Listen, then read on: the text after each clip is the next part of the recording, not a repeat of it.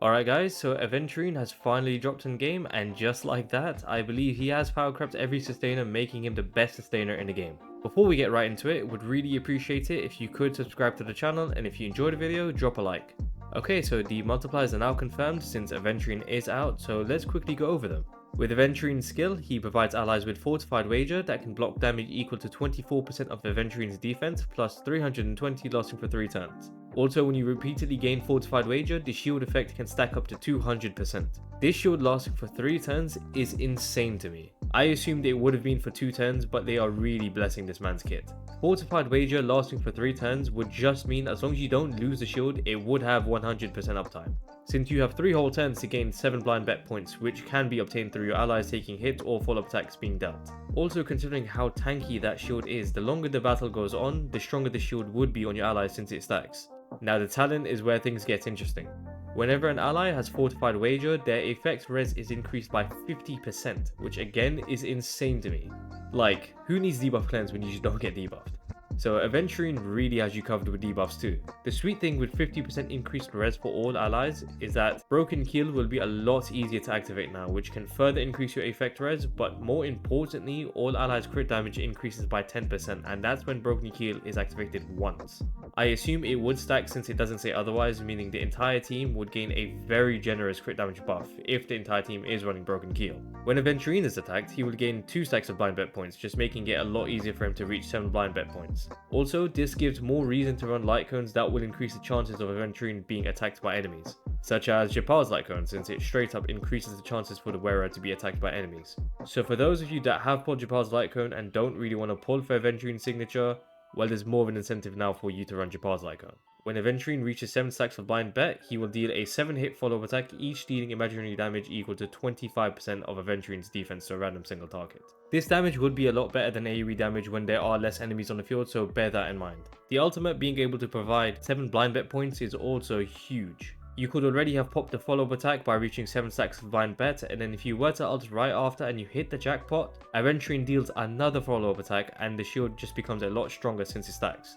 Aventurine being able to stack shields through numerous ways and the duration of the shields being 3 turns just makes it impossible to see any ally without a shield. Now the crit damage debuff that is applied by the ultimate, I was expecting a tad more higher, but 15% is alright considering that it lasts for 3 turns also. The E1 does provide 20% crit damage for all allies with Fortified Wager, so I think they had to be a bit careful not to overkill the amount of crit damage Aventurine would be able to provide. But they have balanced it out, making it 3 turns to be fair, so the ult is pretty solid overall. The technique is what I was most interested in, since I was unsure if they were going to state the actual chances to roll the different defense buffs.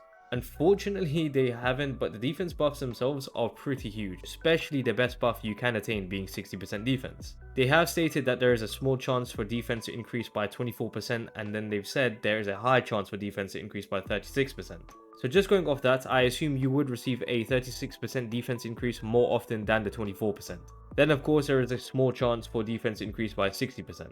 Since you can retain the highest buff and you can't go lower, I would suggest using Aventurine's technique last before going into battle and just keep rolling with the hopes of achieving the 60% buff. You do gain an extra 24% defense between the middle and the best buff, so there is quite a big discrepancy. However, if you can obtain the 36% buff, still a huge boost which lasts for 3 turns. Aventurine's first trace will provide up to 48% crit rate, as for every 100 defense over 1600, his crit rate increases by 2%.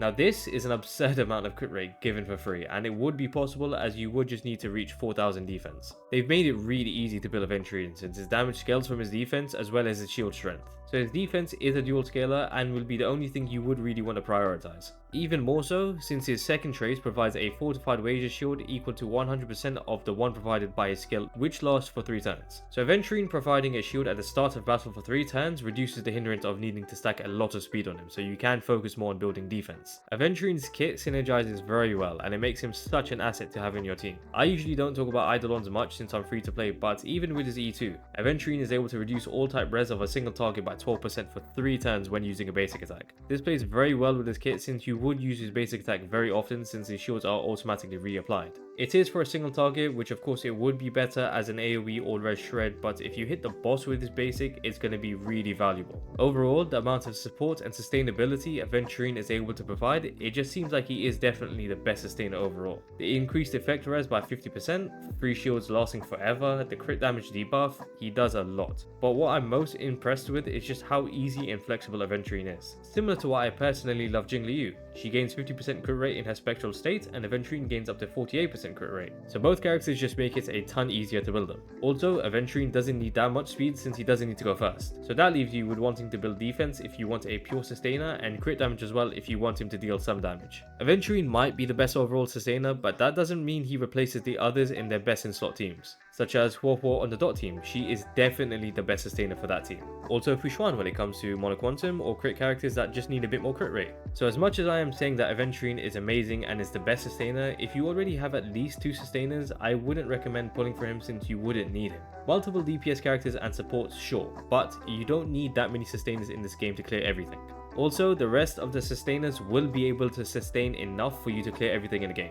Aventurine will just make it slightly more easier. But at the end of the day, if both Fushuan and Aventurine can help you clear all endgame content, then you don't need Aventurine. Players who would want to pull Aventurine would be newer players, as well as players that already have the follow-up attack team built. Aventurine would be the best in slot sustain for the follow-up attack team, so he is kind of a must pull. Newer players, similar to the advice I gave on summoning for JingYuan, it is going to be very easy for you to build him, and so will take a lot less investment in comparison to other characters. So you would find a lot of value in pulling Aventurine for early game. And that wraps it up. Aventurine is godlike, and you should summon for him if you need a sustainer. If you have enough sustainers, don't bother, unless you're a simp and you should have pulled him instantly. If you guys enjoyed the video, please subscribe to the channel, would really appreciate it, and drop a like. Also comment down below if you have pulled for Aventurine. If not, who are you planning to go in on next? And yeah, hope to catch you guys later.